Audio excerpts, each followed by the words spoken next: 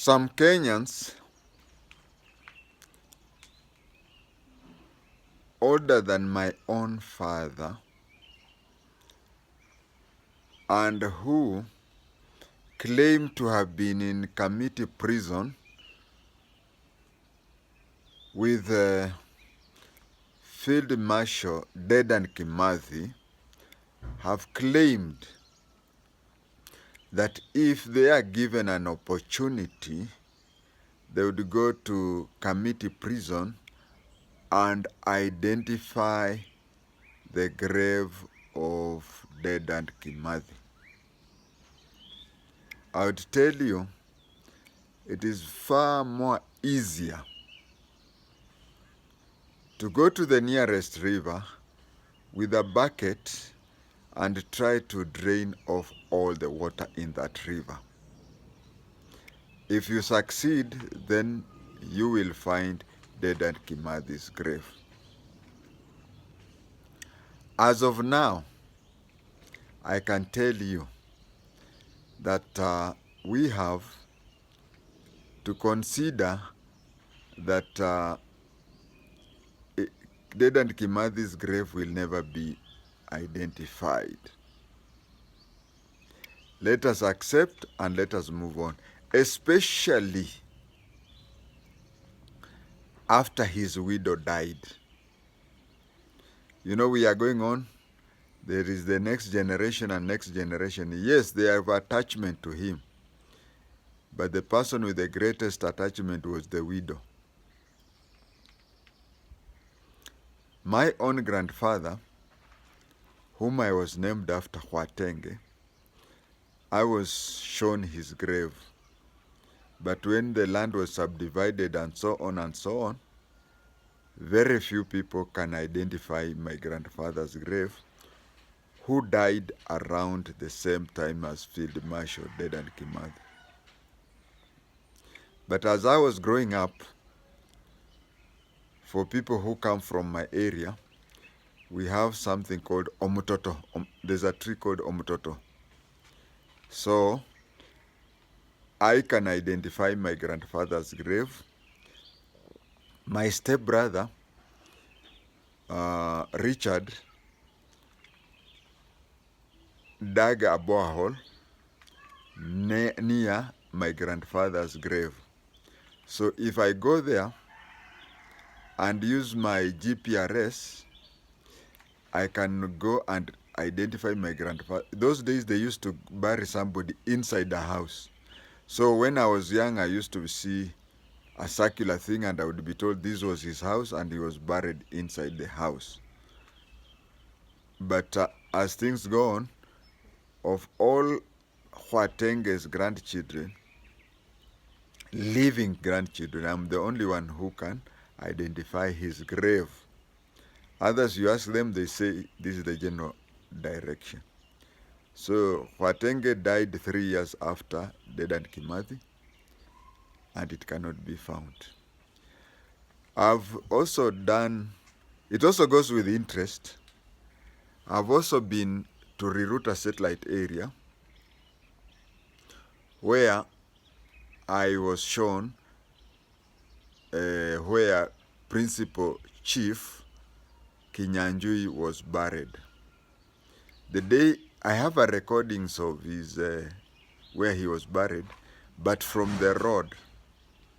I have been given permission by the family to go and record his grave and show it to you. But whenever I go, I'm yet to find the caretaker. Whenever I go, she's not ready or she's not near. That is a marked grave. But within Riruta satellite, if you go for those people who died around or before Dedan Kimathi died, all the way from Dwaru Road to Wanye Road, you ask and you want to be shown their graves, they'll tell you that during the emergency, they were all collected and placed in a village, Geshagi. They were all placed in a village, and after Kenya gained independence, they started being given land, huku na huku. They were being given land, huku and na huku. And because they were placed in a village, and for those few years, where they were staying, graves grew up and people came and settled there. After emergency, it was not compulsory for you to go back to the land that you were. My own grandfather, Benson Kareithi wa Mwarari, used to tell me that he had 3 pieces of land before the emergency. After the emergency, he was told to choose among the 3, and the other 2 were given to other people. So these are graves of people who never died in committee, but they died in their own homes. And those are the days when we still did not have,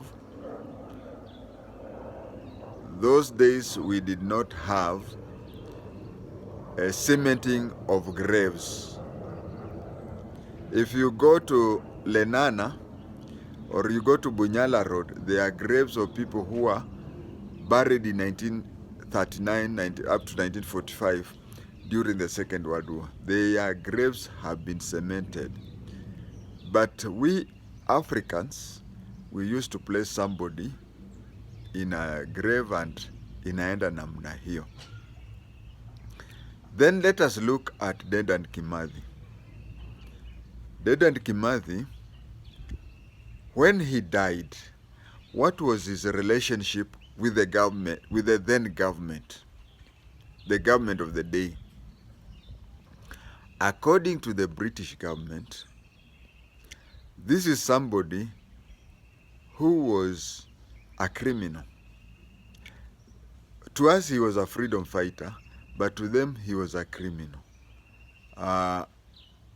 If I have to compare him with the later day version, let us take Ochuka. Ochuka, some people may take Ezekiel Ochuka to have been a liberator. Some Kenyans. And some Kenyans, especially the Moi government, took it that was a subversion person. So the way Ochuka was killed by the Moi government is the way Nani was killed by the British government. I don't think the Moi government would have liked Ochuka's grave to be known, and maybe, but I am not sure. I do not. There are stories I hear that Ochuka's body was surrendered to his family. That one, as of now, I don't know. But the laws of hanging prisoners used to happen like this. A prisoner used to be hanged on a Thursday at committee. And once that person is hanged, when they are going to hang him, they remove his clothes and place there the hangman's uniform. And the family is given his clothes. And he is buried in committee. So if Ochuka was buried in his place, or Maryland, I don't know. But if it was done, then that is a favor that was given to the family. When a person who wants to overthrow the sitting government, now that is the definition of the government. Because to me and you, Dedan Kimathi was a freedom fighter. Then they would not even want his grave to be known. You'll remember that Osama bin Laden was buried inside an ocean. They say that deep sea burial, because if a person like that is buried somewhere, his followers will make his grave be a shrine. So you have to understand that Dedan Kimathi died when his relationship with the government of the day was not good. Then we also come up with a lot of development. I have been to places where I last visited that place 30 years or even 40 years. And I can tell you that visiting a place after even 20 years, when hapa katikati hujawahi tembea huko, you will find the place is so changed that you'll be shocked that that place. There is this, if you have a GPRS on your neck, there are occasions you can stand somewhere and then you start moving with your eyes open, but you're not seeing the new plazas around. You are seeing the trees and whatever which was there at that time. A good example, although there are thousands, the Yaya Center where Arkwin Kothek died. When he died in 1966, it was a forested area. Now there kuna magorofa huko. So finding Dedan Kimathi's grave, there is a lot of challenges. There is a lot of development in committee. The people, remember, that was 70 years ago. 70 years ago, a person who was a prisoner in committee 70 years ago, he was 25 years and above. Now we are talking of somebody who is 95, if young, 95 years. I think these people did not come out and give, these people did not come and give out that information previously. They only came out during Kibaki's time for obvious reasons, that the British government was anti-Mau Mau. Jomo Kenyatta was anti-Mau Mau. Moi never cared anything. And Kibaki is the one who came and legalized Mau Mau as a movement.